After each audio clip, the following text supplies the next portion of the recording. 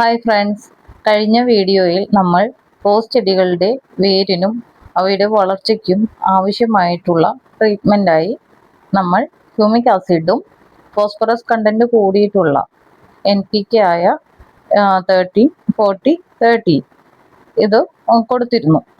ഇപ്പോൾ അടുത്തതായി കൊടുക്കുന്നത് മഗ്നീഷ്യമാണ്. ഈ ഇലകൾ കണ്ടാൽ അറിയാം എല്ലാത്തിനും മഗ്നീഷ്യത്തിൻ്റെ നല്ല കുറവുണ്ട്.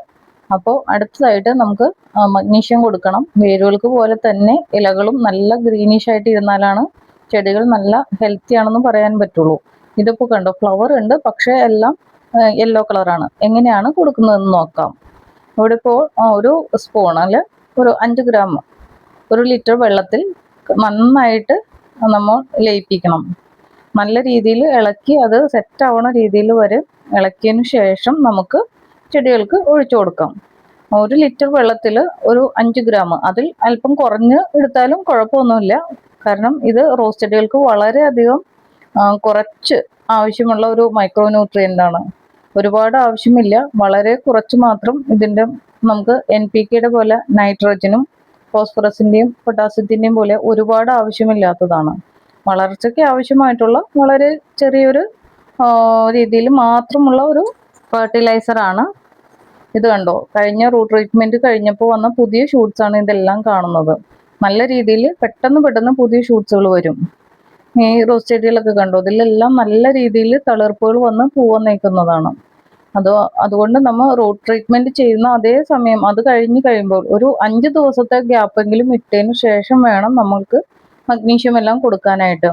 നമ്മുടെ റോസ് ചെടികളുടെ ഇലകളും നല്ല ഗ്രീനിഷ് ആയിട്ട് ഇരുന്നാലാണ് റോസ് ചെടി കാണാൻ തന്നെ നല്ല ഭംഗിയുള്ളൂ. ഇത് ഒക്ടോബറിലൊക്കെ ആയിട്ട് ഹാർഡ് പ്രൂൺ ചെയ്ത റോസാണ്. അതിനുശേഷം വന്നതാണ് ഈ മുട്ടുകളെല്ലാം. ഒരു ട്രിപ്പ് പൂവിട്ടു, ഇതിപ്പോൾ രണ്ടാമത്തെ ട്രിപ്പാണ് ഈ മുട്ടുകൾ വന്നിരിക്കുന്നത്. ഈ റോസ് ചെടികളൊക്കെ കണ്ടോ, നല്ല ഹെൽത്തി ആയിട്ട് തന്നെ വളർന്നു വരുന്നുണ്ട്. അപ്പോൾ ഇതിനെല്ലാത്തിനും ഒരുമിച്ച് 1 ലിറ്റർ ഒഴിച്ചു കൊടുക്കരുത്. എല്ലാത്തിലും കുറച്ച് 1 ലിറ്റർ എടുത്താൽ ഒരു 4 ഒരു 5 ചട്ടികൾക്കായിട്ട് മാത്രം വീതിച്ചു കൊടുക്കുക. ഒരുമിച്ച് കൊടുത്ത് ഒഴിച്ചാൽ അത് അളവ് കൂടും, പിന്നെ ചിലപ്പോൾ അതിൻ്റെ വേരുകൾക്കൊക്കെ ഡാമേജ് ആകും, പൂക്കളും എല്ലാം കിട്ടാതെ നശിച്ചു പോകും. നമ്മുടെ 7 ഡേ റോസാണ്. നല്ല ഭംഗിയായിട്ട് കുറേ ദിവസം നിൽക്കും. എല്ലാവർക്കും വളർത്താൻ പറ്റണ റോസാണത്. ഇനി നമുക്കിത് ഫോളിയറായിട്ട് കൊടുക്കാം. ഇപ്പോൾ ഞാൻ അങ്ങനെ തന്നെ കൊടുക്കുന്നുണ്ട്.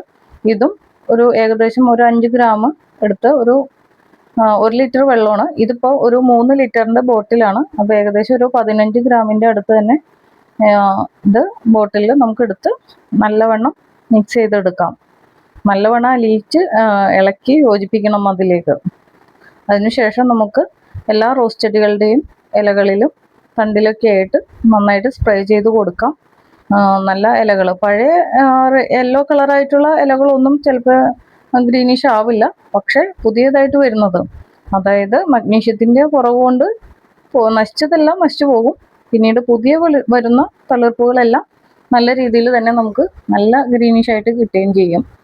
മഗ്നീഷ്യം വളരെ ഒരു ചെറിയ കണ്ടന്റ് മാത്രമേ നമുക്ക് ആവശ്യമുള്ളൂ, ഒരുപാട് ആവശ്യമില്ല.